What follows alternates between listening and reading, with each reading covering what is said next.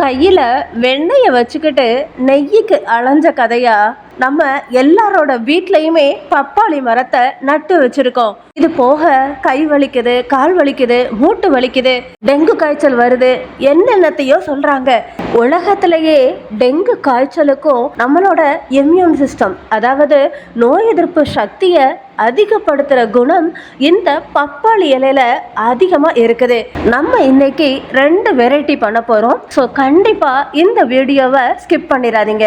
ரொம்ப ரொம்ப பழைய மெத்தட் தான், வாங்க பார்க்கலாம். ஒரு முழு இலைய நான் 2 விதமா கட் பண்ணி எடுத்துக்கிட்டேன். அதுல ஒண்ணு முழு இலையில நான் அப்படியே பாதிய வச்சுட்டேன். இன்னொரு பாதிய இந்த மாதிரி சின்ன சின்னதா கட் பண்ணி எடுத்துக்கலாம். பப்பாளி இலையில நம்ம பார்த்துருக்கிறது ஒரு பாதி தாங்க. பப்பாளி இலை நம்மளோட ஸ்கின்னுக்கும் ஹேர் க்ரோத்துக்கும் ரொம்ப யூஸ்ஃபுல்லா இருக்கும். இப்போ நம்ம பிச்சு எடுத்த பீசஸ் எல்லாத்தையுமே உரல்ல போட்டு நச்சு ஜூஸா எடுத்துக்கலாங்க. இதை நம்ம மிக்சியில போட்டு அடிக்காததுக்கான காரணமே ரொம்ப கூல் ஆயிருச்சுன்னா அது சரியா இருக்காது. இத ஒரு ஓரமா எடுத்து வச்சுக்கலாம். வீடியோவை ஃபுல்லா பாருங்க, அப்பதான் உங்களுக்கு கிளியரா புரியும். ஒரு டீ பாத்திரத்துல 2 கிளாஸ் அளவுக்கு தண்ணியை ஊத்திட்டு பப்பாளி இலைய இதுல நல்லா பிச்சு போட்டுட்டு இது நல்லா கொதிக்க வைக்கிறோம். இது பாருங்க, இப்போ தண்ணியோட கலர் நல்லா பச்சையா வர்ற வரைக்கும் கொதிக்க விட்டுட்டு அதுக்கப்புறமா வடிகட்டிக்கணும்.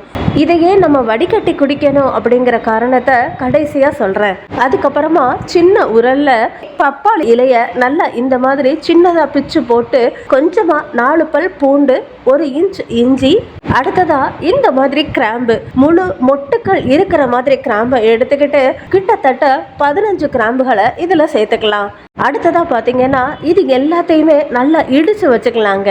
இந்த மெத்தட் பாத்தீங்கன்னா ஆயுர்வேதத்துல இருக்குது. இது நீங்க கண்டிப்பா ட்ரை பண்ணணும். அடுத்ததா பாத்தீங்கன்னா இப்போ நமக்கு பச்சை நிறத்துல இருக்கிற அந்த தண்ணி ரெடி ஆயிடுச்சு. அடுத்ததா மண் சட்டியோ இல்ல இந்த மாதிரி ஒரு இரும்பு கடாயோ எடுத்துக்கோங்க. இதுல 300 ml அளவுக்கு கடுகு எண்ணெய் இல்லாட்டி நல்லெண்ணெய் எதுனாலும் சேர்த்துக்கலாங்க. அடுத்ததா பாத்தீங்கன்னா நம்ம பப்பாளி இலை, இஞ்சி, பூண்டு, கிராம்பு இதெல்லாம் அடிச்சு வச்சோம் இல்லையா, அதையும் சேர்த்துக்கலாங்க. இந்த எல்லாத்தையுமே சேர்த்துட்டு கொஞ்ச நேரம் கொதிக்க வச்சதுக்கு அப்புறமா இந்த மொத்த ஆயிலுமே பாத்தீங்கன்னா நல்லா பச்சை நிறத்துல மாறிடும். இதை நம்ம வடிகட்டி வச்சுக்கலாங்க. குழப்பிக்காதீங்க. பார்க்கறதுக்கு தான் குழம்புற மாதிரி இருக்கும், ஆனால் ரொம்ப ஈஸியான மெத்தட் இது. ஒரு இலைய 3 பங்கா பிரித்து தண்ணி மாதிரி ரெடி பண்ணிக்கிட்டோம். ஒரு பாதியை ஆயில் மாதிரி ரெடி பண்ணியிருக்கோம்.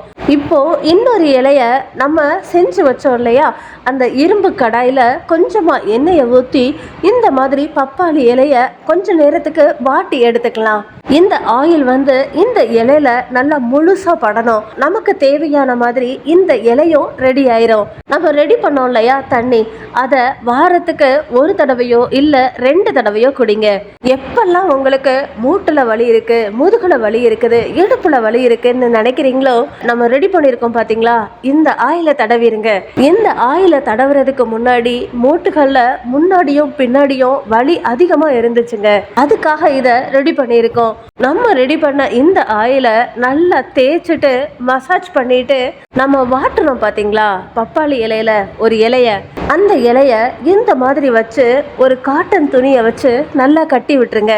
அடுத்த நாளே ரெடி ஆயிரும். காலில் இருக்கிற இருக்கும், டக்கு டக்குன்னு வர்ற சத்தம், ரொம்ப நேரம் நின்று வேலை பார்க்குறவங்களுக்கு அதிகமான வலி இருக்கும், அது எல்லாத்துக்குமே ஒரு சிறந்த தீர்வா இருக்கும். கண்டிப்பா நீங்க இதை ட்ரை பண்ணுங்க.